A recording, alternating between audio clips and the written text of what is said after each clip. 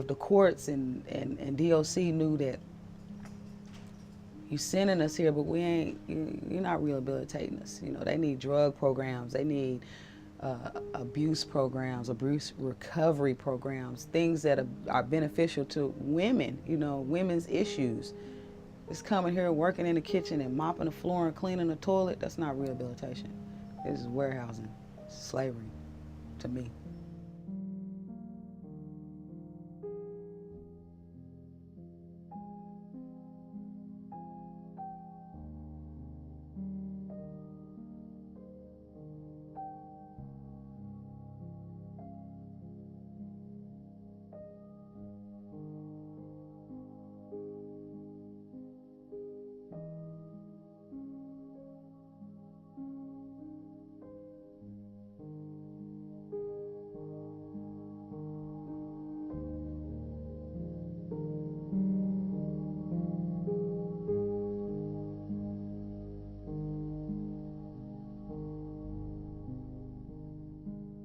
It's ludicrous to me that how many women in Oklahoma receive time. I was like, when I got my case, it was like a guy, he was like, he went right before me and my husband to get sentenced, and we had the exact same crime, and he got like 7 years, and I got like 29, and I was like, oh my God. I was like, when I seen him get the 7, I was like, I might got a chance, you know.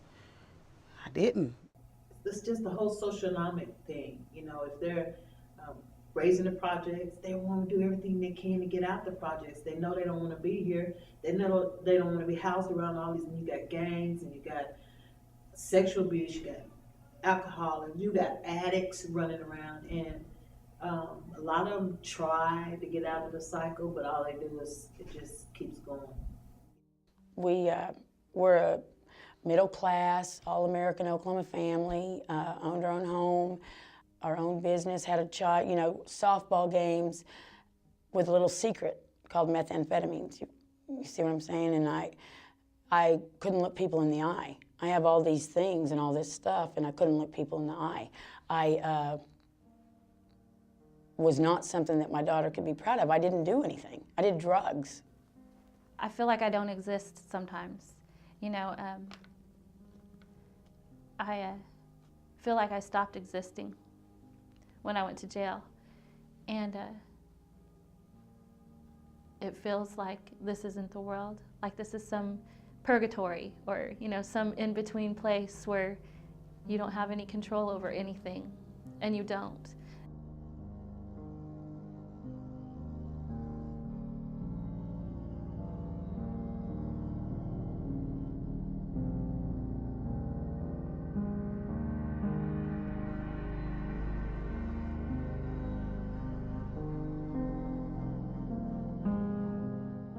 The way they treat you here in prison, I mean, they talk to you like if you're nothing, and that's how I felt when I got here, that I was nothing and I didn't matter. But all the misery that I was experiencing, I knew something better had to come out of this. So I started listening and getting involved in programs like the HIV. The experiences of women who are incarcerated are unique, and they can speak to those issues that present risk factors for HIV and sexually transmitted disease much better than any academic or anybody else. The program itself is a 4-day class that hits on just about everything from men on down low, condoms, breast cancer, codependency, domestic violence, hepatitis C, or all the hepatitis. If Dr. Spector was the one who had taught that class, I don't believe I would have believed I could do what she does.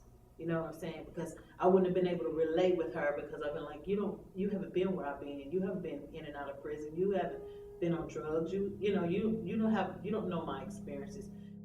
You go sign up, you write an essay, and you become a co-facilitator, and then you can become a peer educator. One of the ladies, I don't know if I can say her name or not, but she's an old timer too, like I am, and she was teaching the class when I first came in. And just to see her, because I knew where she came from. I knew what she was about years ago. And then to see her when I re-entered into the system, to see what she was doing, and I knew that her life was different. I knew that it was something I could do, you know, just watching her. And that's how I got involved with the HIV class. So I was sitting there and I was like, if I don't have nothing to do, you know, you start thinking dumb stuff like, well, I can go over here and do this, you know, which is not the right thing, or I can go over here and do this, which is a good thing. So I chose to do the good thing. Being more educated and being able to therefore educate more people was kind of a turn on to me. You know, we know back in what, 89 when it was announced about HIV, everybody believed that it was a gay disease, but that's not true. This is a sexual disease. This is a disease that you can get by having sex. And so it's a pretty scary thing, me being African American, which I still feel like I'm young, but it's getting younger. It's going from 25 to, I believe it's 35. It's the higher age rate, and that's sad. But I remember when I was that age, you know, we could run and have sex in the back seat of a car, or, you know, whatever, pull over at the park or at the lake, or, you know what I'm saying? But today, you can't do that. You know, you really, it's like playing Russian roulette now. It's like putting a gun on the table and say, hey, you want to have sex with me? I asked this class one time, I said, if you lay next to someone who has HIV and they're sweating so profusely that you need to change the sheets, are you at risk? And you'd be surprised. Most of the class says yes. And I looked at one woman and I said, that's not true. And she said, well, I still wouldn't lay next to someone who was, you know, HIV positive and was sweating. And I said, but what if it was your son? What if it was your child? What if it was your grandchild? And they were sweating profusely and they were HIV positive. You wouldn't lay next to them?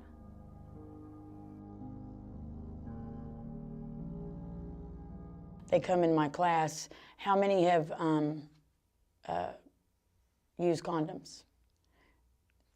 Nobody's raising their hand, you know what I mean? And I'm thinking, oh my gosh. But then I'm thinking, neither did you, Tanya. And then at the end of the class, they're like, we're you, you know, so that's awesome to me, because then they can tell their kids and their grandkids and their sisters and their nieces, and so that's the best part, is seeing the lights go off and helping other women. My daughter's 13, and I'm talking to her about this stuff. And I'm saying penis and condom and making sure, whether it's embarrassing or not, I'd rather her be embarrassed and have the knowledge and know about it than go off and let this guy tell her all kinds of stuff. And, you know, if you love me, you wouldn't use a condom. No. The condom goes on the penis. You see what I mean? When I see people learning and I see that light in their eye, it makes me want to go down there and give them some more. And come on, let's do this, let's do that. And I try to make it fun. So if I make it fun, they be like, are you going to teach a class today? And I'm like, yeah, I'm coming. Like, we waiting on you. And that right there, I'll be like, okay, I'm coming. And I'll be running around. I try to get there, and it just makes me feel good. And when I go to sleep at night, you know, I just thank God that, you know, somebody got something out of it.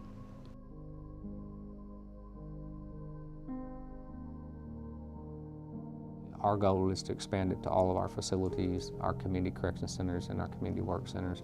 And our goal also is to encourage offenders who discharge our system to become active in the community, to establish and replicate what they've learned inside of our system when they have been certified to be peer-on-peer trainers, and certainly get community activism involved, because I think you can take this model and expand it to community. It doesn't have to be offender-on-offender peer. It can be every community group out there should take an active role in eradication of HIV and STDs.